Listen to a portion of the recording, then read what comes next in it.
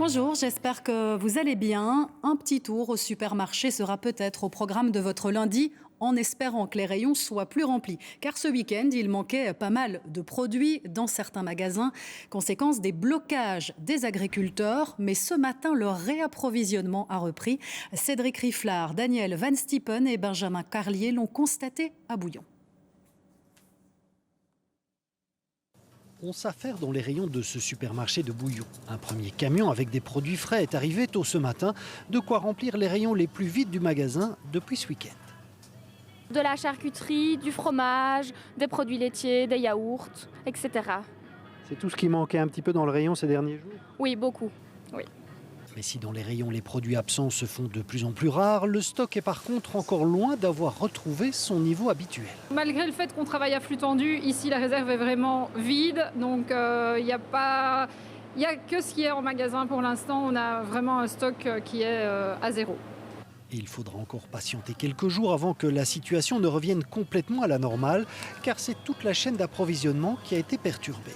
Dû au blocage, la centrale n'a pas été réapprovisionnée non plus, donc il faut s'attendre encore à quelques ruptures et je dirais qu'à partir de jeudi, on espère pouvoir offrir l'assortiment au complet. Le supermarché a reçu pas mal d'appels de clients qui voulaient vérifier que les rayons étaient bien achalandés avant de venir y faire leurs courses. Mais ce matin, les clients rencontrés n'avaient pas l'air trop inquiets de ne pas trouver tous leurs produits habituels. Moi, je fais avec ce qu'il y a en général. En fait, je fais une liste des choses simples qui me manquent. Et après, je regarde ce qu'il y a. On trouve quand même toujours de quoi manger. Non, j'espère pour eux que ça va s'arranger, que ça va bouger. Je trouve toujours, et c'est là que je viens tout le temps. Et voilà, rien à redire. Même si, comme dans ce magasin de Bouillon, la situation rentre tout doucement à la normale, un peu partout dans le pays, tous les supermarchés ne sont pas encore logés à la même enseigne ce lundi. Ouais, d'autant que les agriculteurs n'ont pas dit leur dernier mot. Un nouveau blocage est en cours à la frontière avec les Pays-Bas.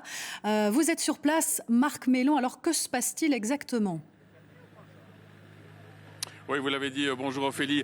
Certains agriculteurs sont rentrés dans les fermes pour poursuivre le travail, pour continuer. Mais d'autres ici sont sur place. Nous sommes à l'ancien poste frontière entre les Pays-Bas et la Belgique. Alors Mélanie Brours, vous êtes agricultrice. Vous restez sur votre faim, vous êtes toujours en colère ?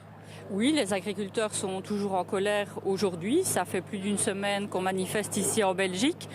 Aujourd'hui, nos collègues agriculteurs hollandais se sont joints à nous parce qu'ils sont en colère aussi.